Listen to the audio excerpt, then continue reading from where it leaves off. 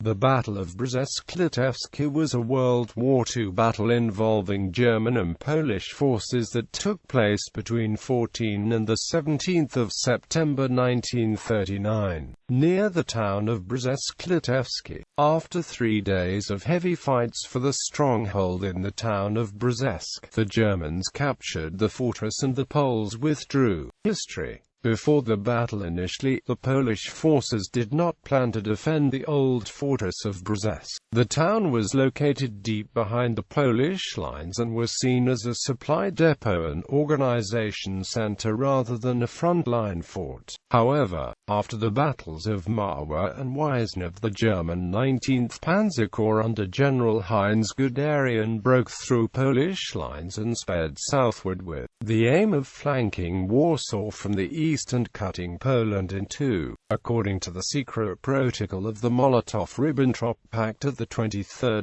August 1939, the region of Brześć was assigned to the Soviet sphere of influence. However, the Soviets did not begin their invasion of Poland yet, and had the rapidly advancing German corps stopped, it would give Poles time to regroup and prepare. Already on the 8th of September, the German Foreign Minister, Wilhelm von Ribbentrop, notified the Soviet government that the German forces would have to violate the Soviet sphere. The ancient fortress of Brześć is at the confluence of Muchowik and Bug rivers, occupying the site of a medieval castle. It was strengthened and reconstructed in Napoleonic times and then again in 1847.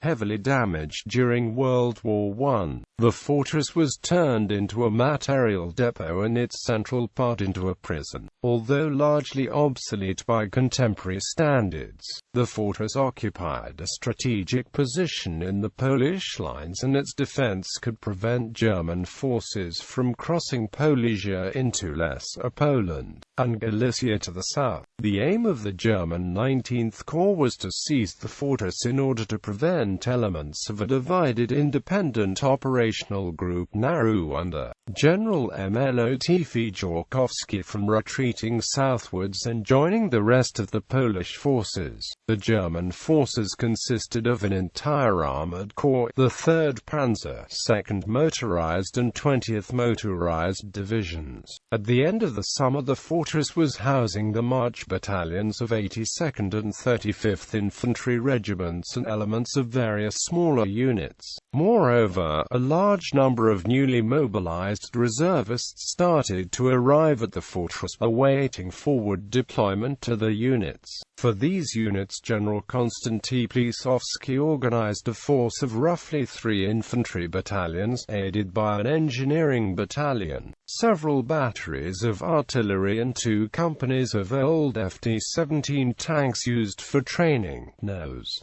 112 and 113. Opposing forces. The city of Brześć was defended by a small improvised force under General Plisowski. The Polish forces consisted of 3 infantry battalions, 1 engineering battalion, some artillery, and were assisted by 2 armored trains commanded by Captains Mieczysław Malinowski and Andrzej Pojorski. The German forces consisted of the entire 19th Panzer Corps under General Heinz Guderian. Battle. On 14 September, 77 German tanks of the 2nd Battalion of the 8th Panzer Regiment, part of 10th Panzer Division, reached the area of Brześć and attempted to capture the fortress on the run. The probe attack was repelled by Polish infantry and the 113th Company of light tanks, consisting of 12 obsolete Renault FD tanks. All the Polish tanks were destroyed, but their German forces were forced to retreat towards their initial positions. Polish armored train number 53, which made a reconnaissance advance to Wysokie Litewskie, was attacked by a scout patrol from the 10th Panzer Division. A crew from the train opened fire with artillery. Several other skirmishes were fought, but were largely inconclusive. Later that day, the German artillery arrived and started bombardment of both the fortress and the town. Heavy street fighting ensued. At dawn, approximately half of the town was in German hands, the other half being defended by Polish infantry. Polish anti-tank weapons, artillery and AA guns were very scarce and were unable to provide enough support for the infantry. The following day, Polish defenders withdrew from the town, but heavy casualties on both sides prevented the German units from continuing the attacks on the fortress.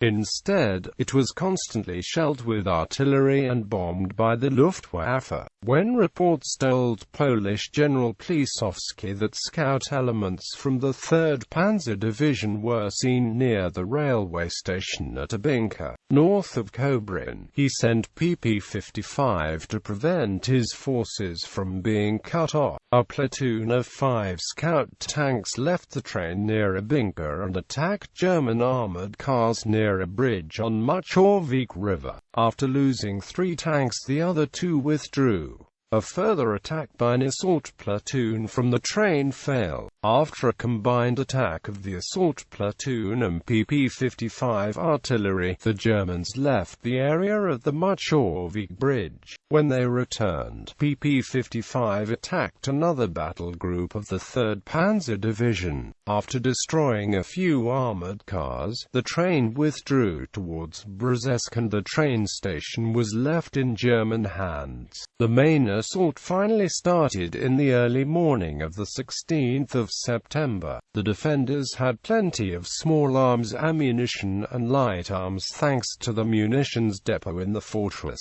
but had almost no anti-tank weapons and insufficient artillery cover. Although the German infantry was repelled and the assault of German tanks was stopped by 2 FD tanks sealing the northern gate of the fortress, by nightfall it became apparent that the German pressure made the situation very grave. Despite heavy losses, the German 20th Motorized Division and 10th Armored Division captured the northern part of the citadel. Meanwhile, the combined 3rd Armored Division and 2nd Armored Division comprising the 22nd Armored Corps entered the area. The Poles were unable to resupply and the casualties rose to almost 40%. At dawn, General Plisowski ordered part of the Polish forces to retreat from the easternmost fortifications and regroup to the other side of the river and southwards. The evacuation was completed by early morning, the 17th of September, when the last unit crossing the bridge blew it up to hinder the Germans.